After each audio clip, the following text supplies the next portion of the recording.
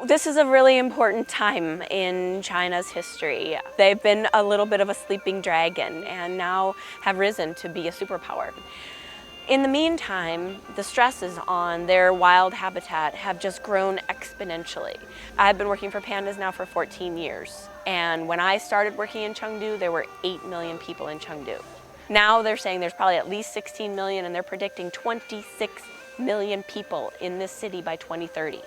And so I think it's really important for people to come to our base. Of course, we want them to fall in love with the pandas, and then we really want them to face reality. We want them to understand that we have not saved them.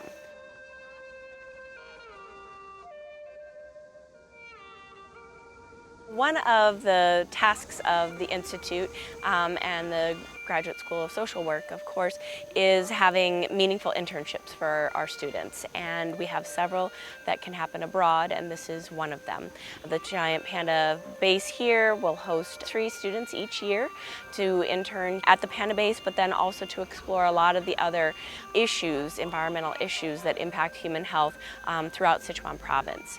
This year we have with us Kristen Nelson and Irina Rasner, and they were chosen specifically because they have unique skill sets. Kristen Nelson is part of the animal-assisted therapy concentration. She's also very interested and has been studying the human-animal bond, and so we utilize those types of skills a lot, especially in our education programs. We've been able to draw upon Irina's skill set in nature appreciation, team building, and outdoor ed in order to enhance our summer camp programs. Good morning. Good morning. How are you? How are you? Good morning. Good morning. How are you? How are you? We are in a beautiful, remote little village in China right now, outside of a bigger town called Mabian. Kristen and I, alongside with a few other Chinese volunteers who are from all over China. We all got trained at the Panda base by Sarah and by a few other staff who work at the Panda base. And the purpose of Kristen and I being there is to specifically teach English games, English lessons, along with like animal names and the hokey pokey, and raise awareness. Left. Left. Hand. Hand. Left. Left. Hand. Hand. Good. When we were teaching the names of the animals, they picked it up really super fast. They could spell them in English. So because of that, we could do a lot more games, we could do a lot more things because they had that base level. So the game that Alex is explaining right now is called Bat and Moth, and it's one of our really cool nature games where kids are learning while they're just playing a game. So he will choose several bats, which of the kids, and they will stand in the middle of the circle and they'll be blindfolded. And then the kids on the outside are moths. The kids that are blindfolded, the bats, will use their echolocation. So they will be yelling out bien fu, which means bat. Every time the bat says bien fu, it has to echolocate, and the moths have to say fei which is moth in Chinese. So they learn about echolocation, they learn about how bats hunt, how the moth feels being hunted, how the bat feels when they have a hard time catching their prey. So they get to think and be empathetic while also understanding predator-prey relationships in nature.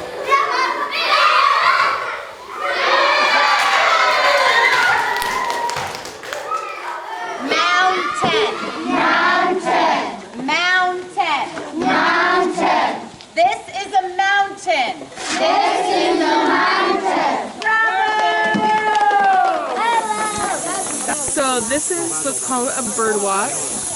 The kids have a chance to come out into nature and really take a moment to observe the nature around them. This activity was particular to things that fly, so bugs, birds.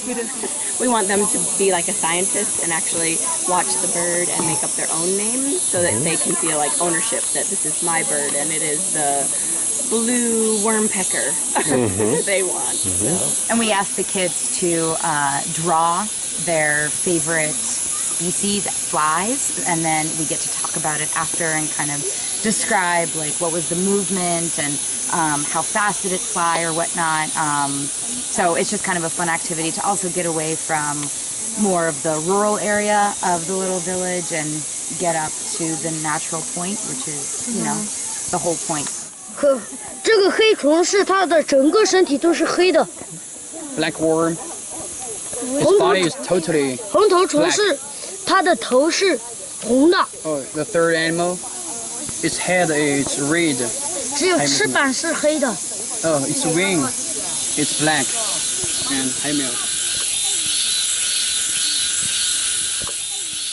And so the camp is really supposed to build pride in their hometown, pride in the animals that live here, pride in their clean water, which is so hard to find in China. So I hope even in the day and a half that they got a glimpse into what the major thrust or point of the camp was, and most importantly to meet all these amazing adults who love them.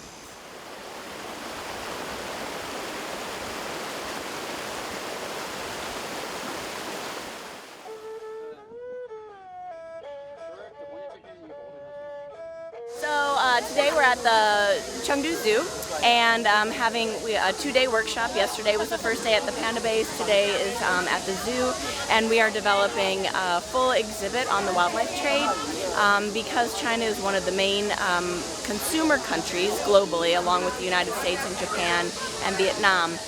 We feel strongly that that needs to be something that zoos are working very hard for, because people come, they're having a good time, they're primed to learn, and this is a great place for people to learn about how their consumption of wildlife is harming animals, biodiversity, and potentially their own health. So we're working hard as a big team with constituents from the University of Denver, the College of Worcester, the Chengdu Zoo, and the Chengdu Panda Base to design an exhibit that hopefully will be powerful and start to change behavior. We now are looking at scoping out good sites that will catch people's eye, hopefully draw a lot of people in and be sort of a memorable spot. They're actually considering a place right here by the front gate, which would be amazing, because then visitors would have a chance as they're coming in and as they're leaving. So double the chances that they're going to stop and interact with this exhibit. Yeah, so we had an opportunity to work with Susan Clayton, who's a wildlife psychologist, a conservation psychologist. And she wanted us to collect data on how people interact with animals. Also with general demographic information, like whether they're a man or woman, child, kind of their general age, and whether they're with a family or an individual, just kind of basic information like that. And then we recorded the different kinds of interactions that people had with the animals. We did this on the Panda Base, but we also did this at Chengdu Zoo. And it could be from like negative interactions such as tapping on glass, yelling, throwing things at the animal, stuff like that. So that's kind of what our purpose at the zoo was. What we would love your help with today is to do some research on the visitors at the zoo. So these are group numbers you put here. Then in the group that you're watching, you'll put down the number of adults in the group, number of children in the group. Is there a baby, infant, yes or no? And how long they stay at the exhibit you are watching. Then you want to mark different behaviors that the visitors do while they are at the exhibit. So then if they read the sign for that exhibit, you also make a mark. If they have a positive interaction, maybe they will say nice words about the animal, or they will say to each other, oh, isn't he beautiful? Oh, isn't he cute? Then negative might be, oh, pick up a stick and throw at the animal, or feed them food. Negative. Those are negative things. So for each negative thing that you hear or see, you would put a negative. We're at the Chengdu Zoo right now. We're continuing the research that the wildlife psychologist wants to do and in analyzing people's behavior. And so we just got here, we're at the bear exhibit, and we're seeing people feeding the bears with like sugar buns. The bear is literally just sitting and like taking the food into his mouth. So just a lot of conditioning has happened, obviously. One thing about Chengdu Zoo that was very hard was that a lot of people didn't show a lot of respect for the animals. And as we were taking this data, we also worked with volunteers from other universities around Chengdu. And I think as Sarah explained this to us, that the Chengdu Zoo is actually making an effort to change. They know that there's a lot of things that need to be changed in order for animals to have a better quality of life in their zoo. And they're even taking suggestions from people like Mark Beckoff, who came over and looked at their tiger exhibit. He said, you need to have plants, you need to have a bigger space, and so he made suggestions that they actually followed through with. So they are making changes, and they are taking suggestions from experts from around the world. However, there are a lot of animals there that still are living in unacceptable conditions. And I think that they know that, but the question is when and how is this going to change?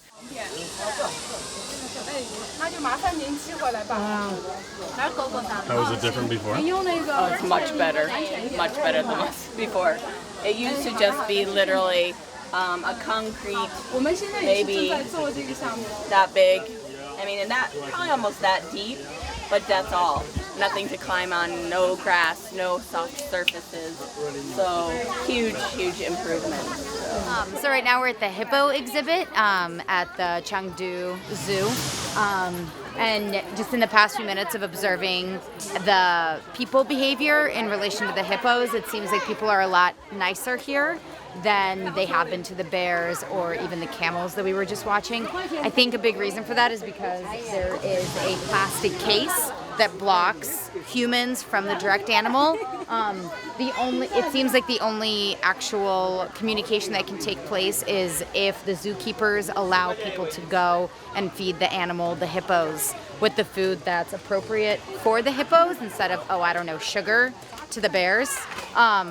And I haven't seen anybody even like bang on the plastic, which is really nice. I've seen some pointing and cameras, but it seems like people are a lot more positively reacting than even interacting with the animal. Like there seems to be a pretty healthy barrier, in my opinion. So it's kind of nice to see a little bit of hope. I think what I took away from is that there's still so much work that needs to be done around the world, including in America, in teaching people about that there's other options to interact with animals besides zoos. I think zoos as a whole are usually not the most ideal institutions for animals, but people long to have that interaction with animals, and so they create these institutions where people can come and look at animals, and to them it seems like they're learning about them and they're gaining understanding and appreciation for these animals, but the animals in return are just on display. They're not living in their natural habitat. They're not doing the things that seem natural to them for them to be happy, and that should be a part of the consideration when thinking about zoos. I mean, I think it's the hope of Susan Clayton to look at those negative and positive interactions and seeing if there's even any benefit that comes from people observing animals in zoos. I think that was kind of her overall goal. So I hope the data that we took played a part in that. Because a lot of the people at the Chengdu Zoo are trying to mitigate the situation that is happening, in which they do put up signs that say, please don't feed the animals, please be quiet. And Chengdu Zoo and the Panda Base are working together right now in creating a wildlife trade exhibit. So the zoo is definitely trying to create a safer environment for the animals, and they're fighting against years and decades of the same behavior, the same human behavior toward animals. And so how do you start imposing new rules while we're still respecting the fact that the Chinese people may not be ready for a certain change?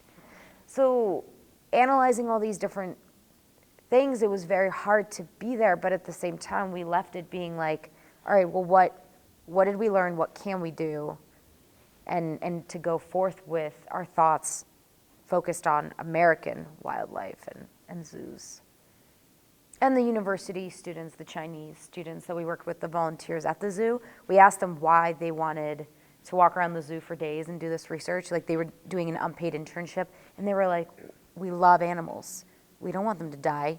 And that's, for me, that's the hope. It's like, cool, 10 people, rad, that's awesome. So those 10 people can touch another 10 people, another 10 people. That's the biggest thing that we could win.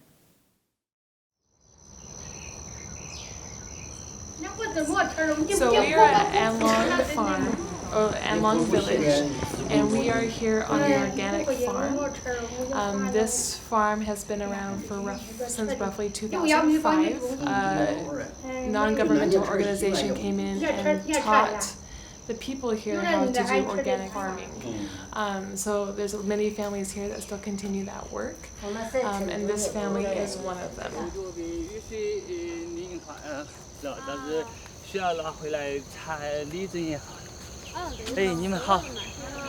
We just picked out a lot of weeds out of one of the non-raised bed areas. That's what we were asked to do. And I'm carrying one of these big ass baskets that all the grandmas carry, which is why I want to try doing it. And it's really flipping hard. And it's super awkward and uncomfortable. Yeah, we're just gonna do this. And they kick ass doing it, and they're a lot stronger than I am. But it works.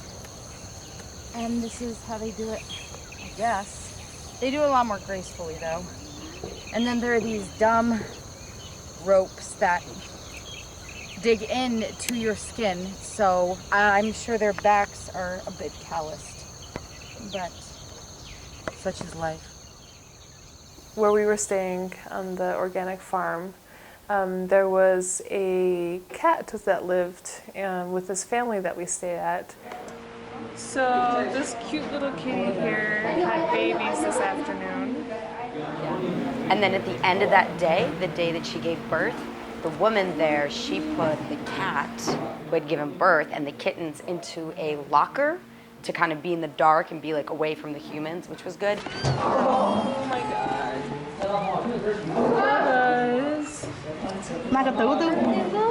Close. However, as we were going to bed, we realized that a kitten had literally fallen out of this locker. So everybody kind of just like stood there and they were like, oh my God, what do we do? And then my partner in crime, Kristen, aka Hoo Hoo, she grabs Mama Cat, puts Mama Cat next to the kitten. Mama Cat grabs the kitten in its mouth, and they're up in the locker. So Mama Hoo Hoo saved the day. Hey, Mama. Yes. So we're on day 2 at Anlong Farm, and so we were chucking beans. So what we were doing was like opening little guys like this, and we were twisting, and then you extract beans out of here. And then we're just gonna walk over to the kitchen area, and we can show you where the fresh edamame are. So we just washed it, and it'll probably be used for some sort of food tonight for dinner. I think some other volunteers are making tofu over here, which is super cool.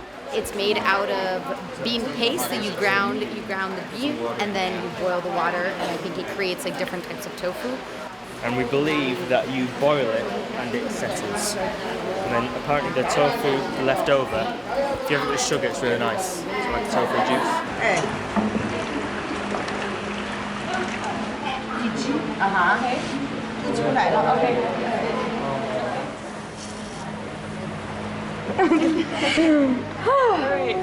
Okay, we're getting there. Yep. We're gonna step into the kitchen. It's the kitchen. Woo! So this is where the magic is made. And lunch is almost being served. So really cool, clean kitchen. These women have been working nonstop, probably all day, preparing for breakfast and lunch and dinner after this. They're much smaller than I am, and they kick a lot more ass. And I think that these are some of the washed edamame that we got today, which is really cool. And then you see fresh tomatoes over here, beans, potatoes, onions. I think that's spinach, I believe. So this is the food that's eaten in Anlong because it's organic farming, and so there's no meat products, there's no dairy products, so it's vegan paradise, very vegetarian heaven, and really freaking good. So it's awesome. What is your name? 你名字知道的？你的名字？荔枝嘛。荔枝兰。荔枝兰。荔枝兰。荔枝兰。兰 means kind of lotus. You're a kind of noodle. Lotus. Oh, The flower. It's not noodles. Wait, is that turning into tofu? Yeah. That's gonna be tofu. Yeah. That's tofu, not soy milk. Yeah. 多学一点下来，很厚的。 It's like chalk. Yeah. Oh, yes, kind of chalk. Yeah, yes, kind of chalk.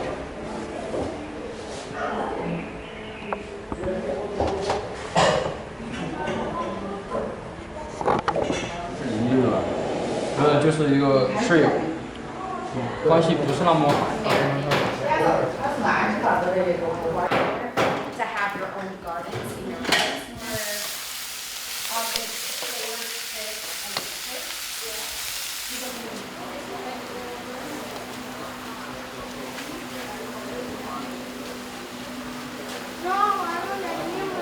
This is awesome. 非常好. 然后什么？very good. Very good. Yeah. Yes. We are cleaning our dishes in Anlong with what some people believe is sawdust, and then others believe that it is rice shellings. So it's actually a genius idea because all the dirt comes off. You're not wasting any energy, any resources trying to get oil off, especially. So the sawdust collects the oil really quickly. And then this is also used as fertilizer and maybe pig food. Something about pigs. Yep, something about pigs. So fertilizer and pig food. So it's really cool. And then we take our dishes into the kitchen and we just kind of rinse them off. But this is where the main cleaning takes place. Organic farming is not a new concept. Using pesticides and fertilizers is a new concept. So understanding the shift between traditional farming, organic farming to the pesticides, what that has done for the people, how it affects people negatively, not only on the farm, but the people who eat it, and the whole ecosystem and everything that is related to that, either farm, family, community, and then really looking at the benefits that come from organic farming, and just the things that are currently preventing more organic farming and that type of lifestyle. I think another connection between organic farming and social work is that when you work on the land, you work usually with people, and it creates this natural flow of respect and trust for each other as human beings working with the land. Kristen and I both have a very strong belief in farming, in organic farming especially, and in people being able to create their own food. And remember that people used to rely on themselves a lot more than on Walmart and on supermarkets and on other people doing work for them. I think at the bottom of it, we both think that people are becoming more and more lazy and not doing enough for themselves. And so coming here and seeing that there are incredible people putting all of their life into the nature, and they get that back, and they seem like the happiest people. At least for me, like being here, it's very we say grounding. Like just kind of reminds me that it's okay. We can do this. There is hope. Like if if these women can haul the baskets with the potatoes, then we can do anything. I know. So high five. There you go. So high. Yeah. 他讲一个这个很外观打招呼的。Five. 5就是福利的意思哦。 3, 4, 5. Perfect. 你晓得吧 Perfect. 你看嘛，海就是高的意思。高海前面那个单词 海 So high five. 因为是你就是海那个音，打招呼那个海差不多同样的音，就是你把你手举到空中去了，就这就高了噻。那 five 就是5根手指嘛，1、2、3、4、5，high five。举起来。哦对，然后举掌，就是举掌这样子。他们打招呼的朋友就这样很来。你又来了。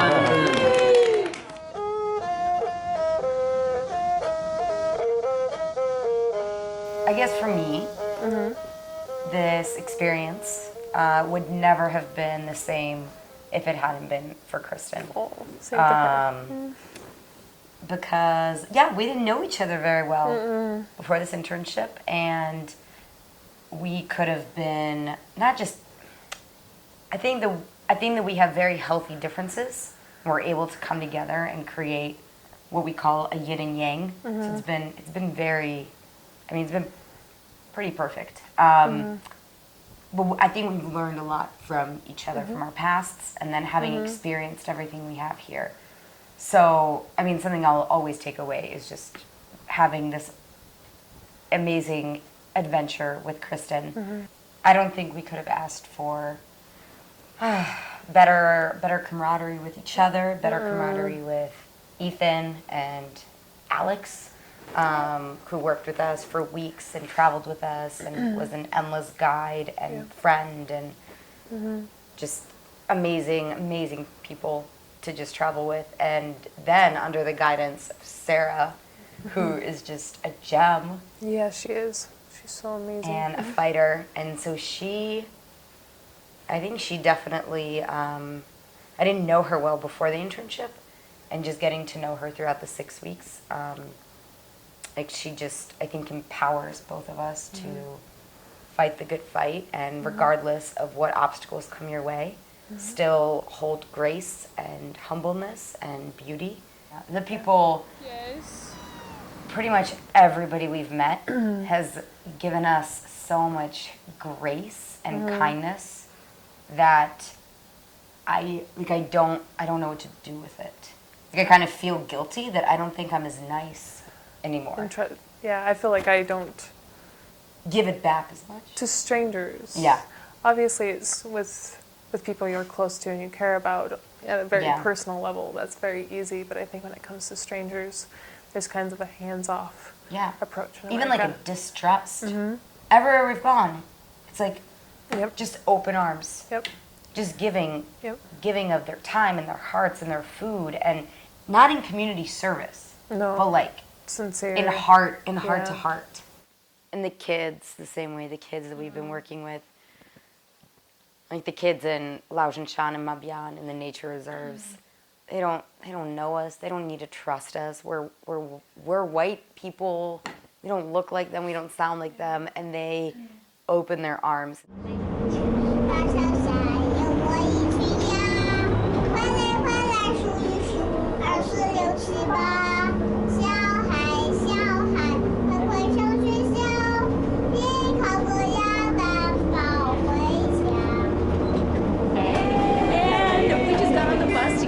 The Grand Buddha, and this little girl started singing the ABCs out of nowhere. We were not singing the ABCs at all at this time.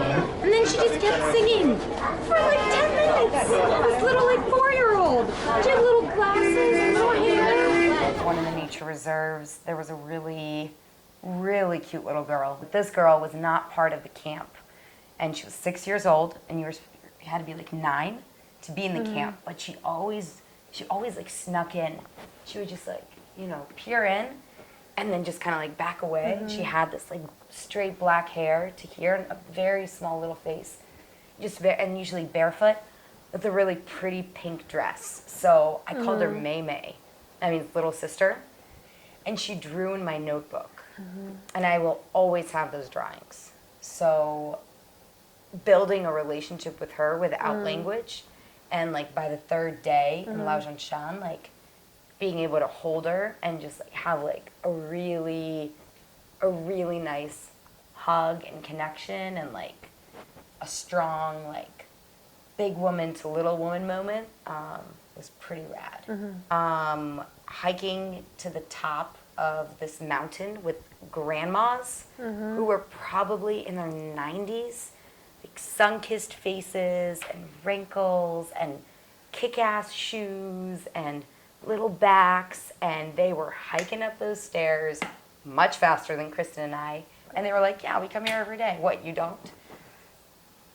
And we were the first foreigners that they had ever seen. We have been treated so kindly here by strangers, people we don't know, people that we have developed relationships with. That kind of kindness to strangers and to people that you have just met and is something that I can take home and do that more with the people that I meet on a daily basis. I think that what I was searching for in China was a kind of like a slap in the face of like, you have a lot more to learn and you need to continue being humble in every day. And sometimes I get kind of stuck in like the routine and I start taking education for granted or a job for granted or an internship or some friends or family. So I think that through the relationships that I've built here, I'm just reminded of how lucky I am to even have had the opportunity to come to China, to have communicated with these people and the animals and their land, and to remember to always treat the people around me with that kindness and even more, and to give grace to somebody who might be in a tough spot because I don't know where they're coming from. And then just always learning and asking questions and being curious.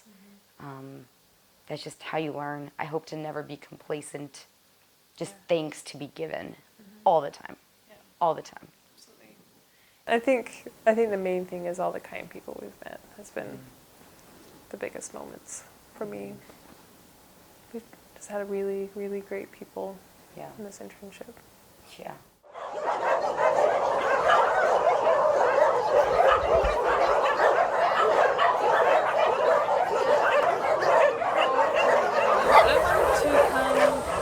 Visit a shelter in China, just to see kind of the other side of the animal situation here, people that care about what's going on, people that are doing something about it, and then just seeing some of their challenges they have or facing that's unique to China.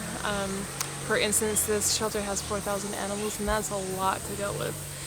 So I'm really curious about what are they doing to raise money, how do they get money, how do they get funding, and just kind of the overall care that's provided to the animals. Those are kind of the things that I'm looking forward to learning while I'm here. So we are at a shelter called the Love Home, and it is a place that rescues dogs and cats. Many of them were homeless animals or animals that many volunteers, as Chen Qian, our host today, has also rescued many of the animals here. It's the biggest animal shelter probably in all of China, and they've been working tirelessly to rescue animals. They also have helped to rescue animals from the dog and cat meat markets. So now they have over 4,000 dogs and cats here. They work to help socialize the animals, to get them adopted, to help to change people's ideas that having a healthy animal, a socialized animal, is better than going to buy a purebred animal at the market. They do our education opportunities for schools, and so it's just a wonderful beginning of helping people to change minds from just buying purebred animals to accepting mutts, to accepting neuter and spay, and keeping animals healthy. We definitely have seen many animals, especially that have skin diseases. They do great work in terms of rabies and distemper and controlling a lot of the really scary diseases, but when you have so many animals, it's very hard, but they're doing, I think, a great job in trying to alleviate the suffering of the animals that do have skin diseases. There's some overcrowding, but we see the same thing. I think in any place in the world they all are loved. I think that is truly the most amazing, and in fact their name is the Love Home. Every single animal here is loved, and I think that they're really fostering a shift. Ms. Chen has told us that people visit all the time and want to learn about adoption and bring these animals home, and of course every person that does goes home and spreads that message. That's a huge amount of hope. People donate money, donate time.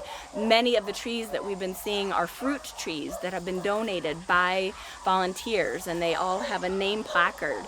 So soon these trees will produce fruit that the staff can eat, that they can sell, make money. Will provide shade for the animals so that it can become cooler here. So overall, I feel much more hope than despair. Many places in the world you go and you would just feel terrible, but not here. There's definitely a lot of hope, and I really hope that the Institute for Human-Animal Connection at the University of Denver can help. I think that we have so many students and staff that are skilled in socialization and adoption and changing people's behavior towards adoption versus buying purebreds, that we could really provide a lot of help, and especially also in the vein of humane education, going into schools, helping children understand this place and what's happening, and that every family can help in this situation. So very hopeful place.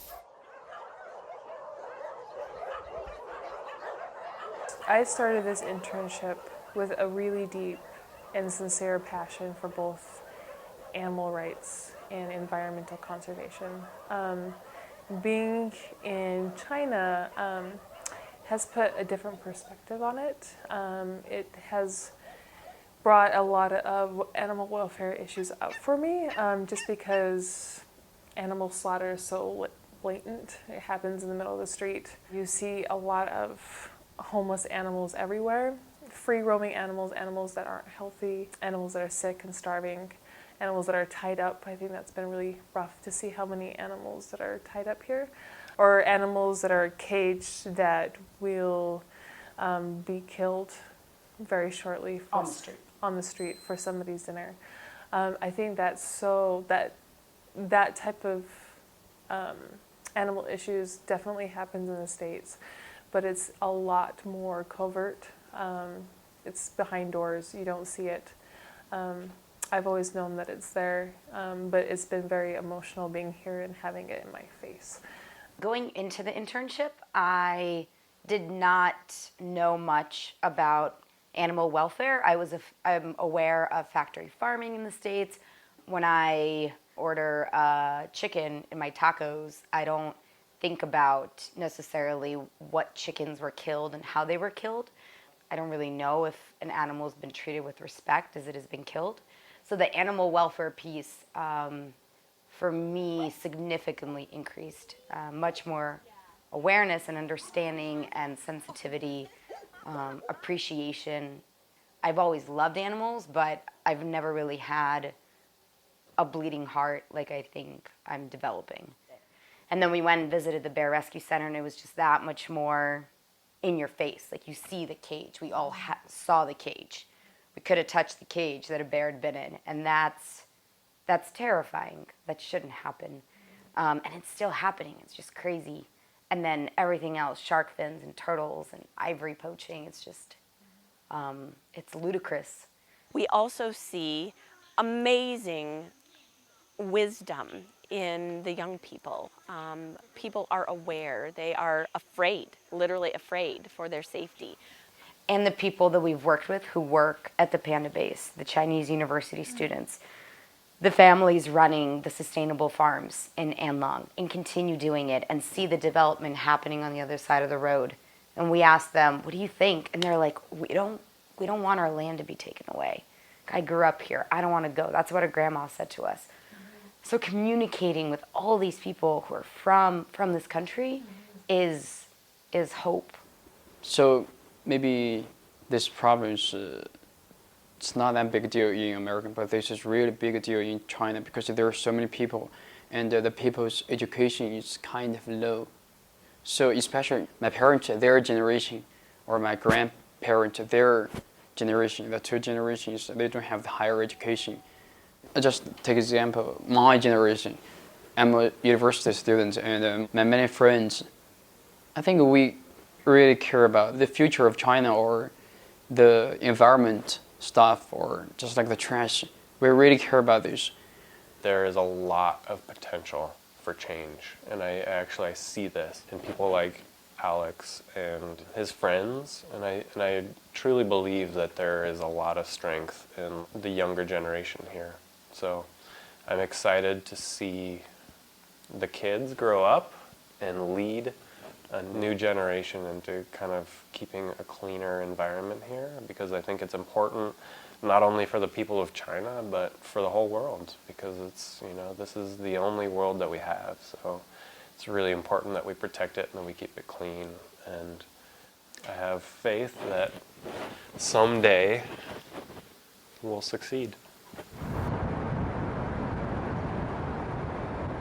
And what I think is exciting about China is that they can do it. They have effective ways of communicating with everyone, and they have an awareness. And what is important for especially Americans, I think, to realize is that China is helping lead Asia. And so if China can set standards that will be better, will be healthier, will be more constructive for the future of humanity, Vietnam will follow, Thailand will follow, Laos, Burma, other countries. China is the power of Asia. And so, you know, the Panda Base has a really important role to fill. And in fact, we are recognized by the Beijing government as an environmental education provider site for the entire country. And so we can reach a lot of people within our message. And so it's an important time for people all over the world to be watching what China does and encouraging and clapping and cheering them on because, you know, pointing fingers and saying, oh, you know, look at your rivers, they're so crappy because you treated them poorly and things like that. Well, read the tag on your t-shirt and then point fingers because you were part of it if your tag says made in China.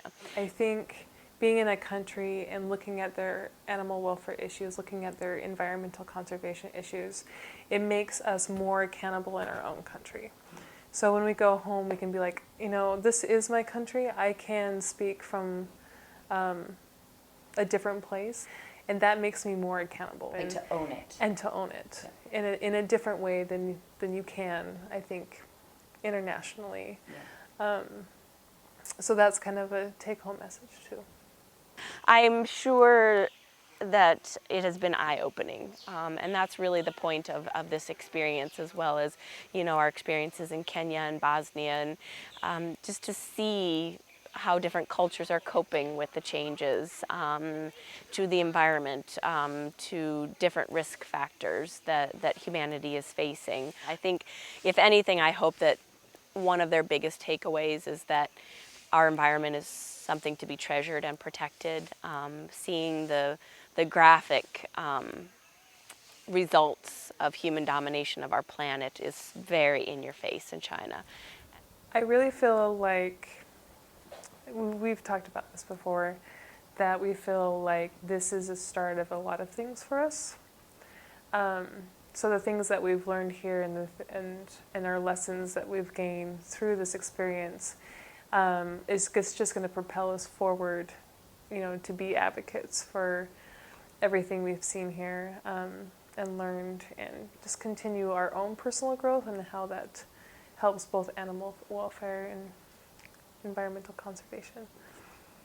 Like, is there more that can be done on a smaller scale and then grow to a larger scale? So my brain has started ticking with like, okay, well, could I go to that country or this country and learn, and then take a role like Sarah has here and be a mentor and a teacher, and be humble enough to say, hey, this isn't my country.